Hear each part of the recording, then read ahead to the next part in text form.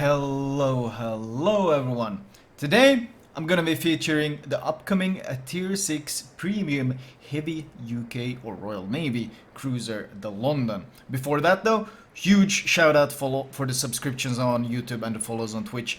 I've been gaining a ton. You guys have been absolutely awesome, and I think the possibility of making that 100k huge giveaway might actually become a reality.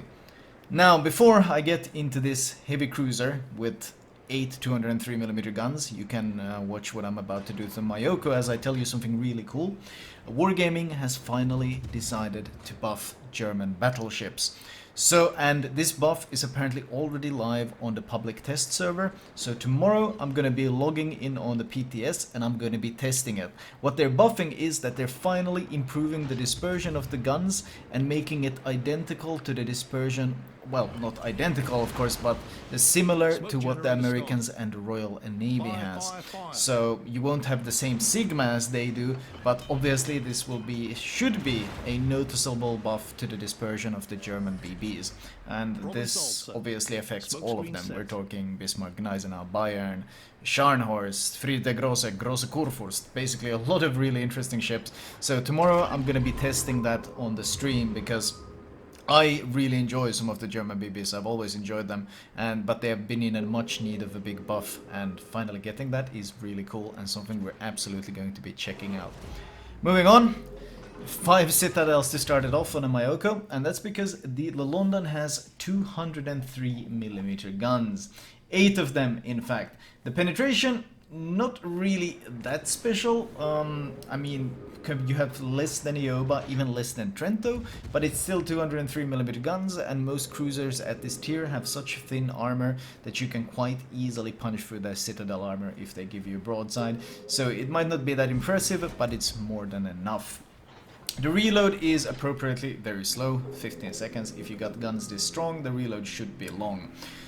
Additionally though, the firing range is pretty underwhelming at 13.4 kilometers. This is of course especially punishing if you get up-tiered in the ship. When you face same tiers or maybe one tier higher, the London guns can easily feel quite powerful, quite overpowered, but when you get up-tiered to tier 8, it becomes a very rough experience because of that lack of range. You do, however, have access to smoke, so you're a heavy cruiser with a smoke. Your smoke firing penalty is only 6.8, so you are actually able to use the smoke quite comfortably to just, well, punish any ships that you might spot. The concealment is pretty decent on the ship. I think it's, what, it's 10.5, I think, at best. So the concealment is okay. The speed, however, well, 32.3. With the speed flank, I think you do 33.8. It's okay. Many of the ships might be faster than you. In general, many of the ships are faster than you. They either have access to speed boost or they're just straight up faster. But it's an okay maneuverability. The turning circle is 710 meters, which, not that impressive, is actually the same turning circle as the Aoba or the Duca d'Aosta. So not really that terrible. Rudder shift 7.8, pretty standard. It's not anything top tier, but it's not the end of the world either. Plane spotting is 6.6. Once again, not that bad. Of course, if the planes do strike you, you are in huge trouble because London's AA is complete trash, absolute complete trash. So unless they happily fly right into all your flak, you're going to be extremely vulnerable to plane pressure. Moving on to the guns themselves. The alpha is of course the big deal here. You hit for these hard alpha hits. That's the big deal with the slow reload. In terms of DPM though, it's obviously quite underwhelming. Your HE DPM is 91k. In comparison, even the Pensacola has 112, which is of course significantly higher. So even the heavy cruisers out DPM you quite easily. 15% fire chance. Honestly, not really that special, especially considering it's Royal Navy HE. It's been overall pretty underwhelming, and you're not really the best of fire starters. You kind of struggle with that, which you will see quite obviously later.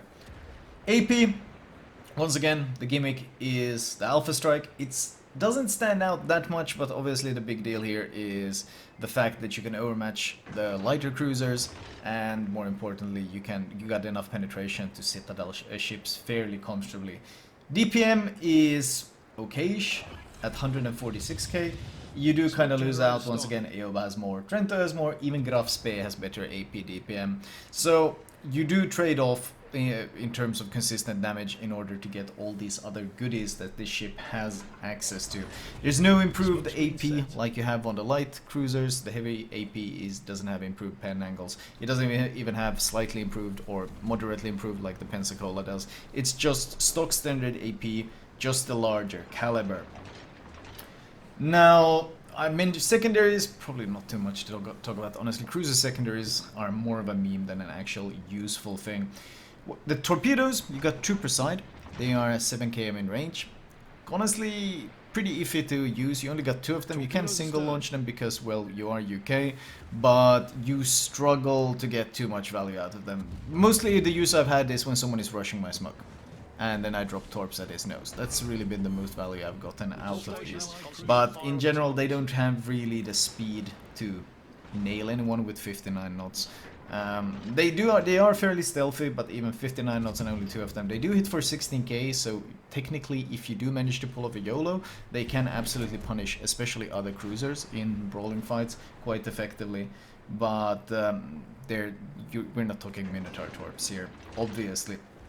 Now, what is pretty unique here is the fact that this is a ship that has smoke, heal and hydro, which is obviously significant. The heal, though, it's not really that special. The heal actually only lasts for 10 seconds. It's a very short heal and it's not a super heal by any means. It only heals for about 4k with the flag. So, not exact, no mini Minotaur here. The important thing is the smoke, though. You have 4 smokes, and these are basically identical to Leander smokes. So these are obviously these are excellent long duration smokes, and getting access to 4 of them means that, well, you'll be able to use them pretty much all game. So this has been a very powerful tool. Another rather weird gimmick is the fact that your hydro, it's shorter range than Leander's, whereas Leander has 4 km ship spotting and 3 km torpedo spotting. You have 3 km ship spotting and 3 km torpedo spotting, meaning it's obviously more defensive than an offensive tool. But on the other hand, it lasts 180 seconds, whereas Leander's only lasts 100. So you got an 80-second additional duration. So obviously it's mostly a defensive tool. You sit in a smoke, you don't get torped. That's what it's intended for, and lasting so long makes it especially good for that. The firing angles are pretty okay. With the long reload, you kind of have to weave in and out to take these volleys. You can see obviously King George is overmatching us and chunking us extremely hard. And that's because, well, your bow and stern is 16 millimeters, and you got a fairly sizable citadel for them to hit. Other cruisers can obviously broadside citadel you, but 16 millimeters is enough to bounce 203 millimeter guns when nose in. So you can tank those quite well. But any battleship and even battle cruisers like, for example, Scharnhorst, will have battle cruiser guns in that sense, will have no issues overmatching your nose and stern. So they will punish you quite easily. And because of the large citadel and in general the fairly large ship that is fairly slow, you're not exactly a hard target to nail either. But it's not really too much of a downside because, well, smoke up, heal, farm, farm, farm. And the surprising, honestly, 6.8k in concealment is surprising considering the caliber of the guns. Being able to stealth fire from here is very, very nice. Of course, keep in mind, because the guns are such large caliber, you also have no issues penetrating, for example, these battleships that I'm farming right now. The HE pen is 34. You could slot, I guess, IFHE on top, but you lose some fire chance, so questionable value. Still, it is a possibility. So very consistent damage. Even though the damage is limited to a long reload, the damage is very consistent. At this point, managed to kill off 2 of them. At this point, just trying to survive, wait for the rest of my team to get here. This is a very strong ship. I don't think there's any other way of pulling it around. You trade some DPM, sure, but you gain a very, very large health pool. 34.6k health is significant when you consider, for example, Aoba has 31.9. Aoba doesn't have a heal. Pensacola has 32.7. Pensacola doesn't have a heal either. Sure, these ships do have better range, but you gotta smoke as well. So you got a lot of tools to keep you alive. That's what it comes down to. And one of the biggest issues of these mid to low tier cruisers, one of the biggest difficulties in playing these low to mid tier cruisers is the fact that, well, it's very easy to die. And you get overmatched by basically everything you fight, and you struggle with dealing enough damage, and you're just a juicy target for most battleships to shoot at, because it's guaranteed damage, and more often than not they end up with devastating strikes. Anyone who played, for example, tier 6 ranked remembers how it was basically nothing but DDs and BBs. Because there were few cruiser players, but mostly those cruiser players struggled extremely hard. Yeah, and it took significantly more skill to be successful in a cruiser in rank than it took for a DD or BB, because the class is rough at these tiers. Smokescreen set. London gets around many of these issues thanks to all of these tools that it has, which obviously makes it very powerful, and just an excellent duelist against pretty much every ship type. There are some exceptions, of course, but in general this is a very powerful ship, and I think maybe a bit too powerful. The trade-off of losing DPM is, in my opinion, not big enough, because you still have these big guns, and, well, you saw what the AP can do if you get to farm any sort of broadside with it. The ship does, however, suffer disproportionately highly when it gets up-tiered.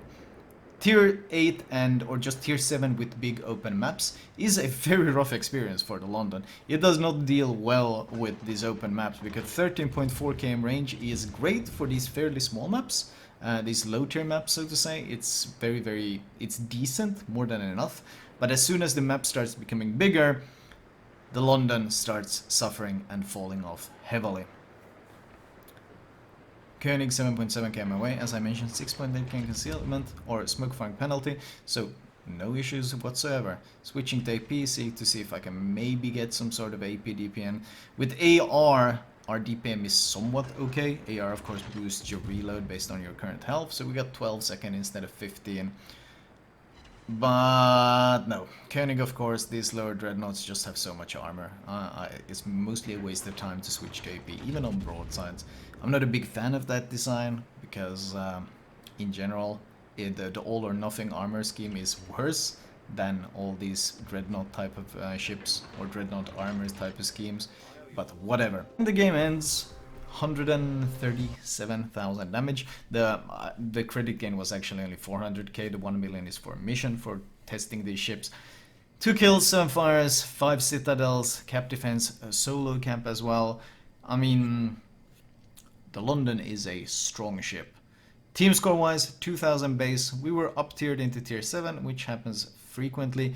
On a small map like this though, not really too big of a deal. The London handled it quite well indeed. In fact, if we look at the detailed report, you can find that we tanked almost 1 million potential. And looking at damage received, 43,000.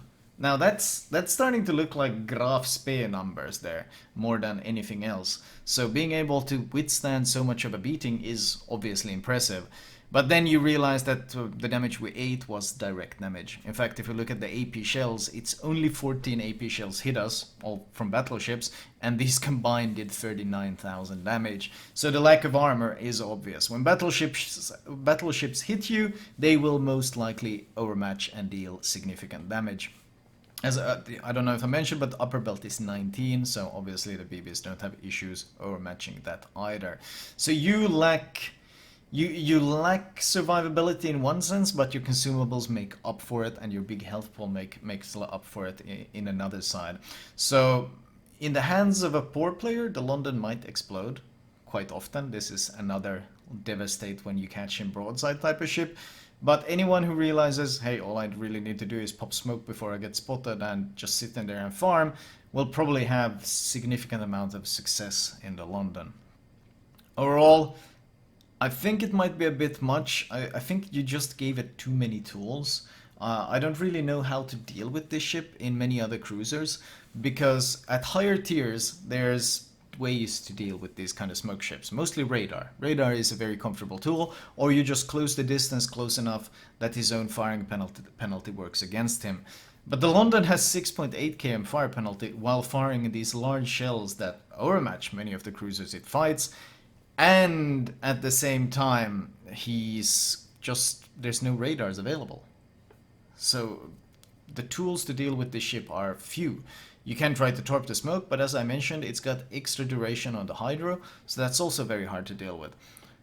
In a full-on tier 5, tier 6 game, or even just a tier 6 flat-out game, I think even decently played London will be an absolutely dominant force, because it's very hard to find any sort of counters that can effectively deal with this ship.